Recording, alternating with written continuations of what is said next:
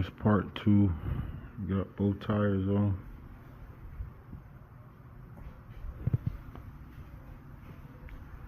It's the water in there sizzling. Getting that water ready for them bad boys over there. Yeah. This is where the fun really begins. This was the easiest. I ain't gonna lie, it was kind of hard to take one of these bolts off. Did not want to come off on the other side, the other bolt. But other than that, yeah, I'm about to take this and cut the tires off.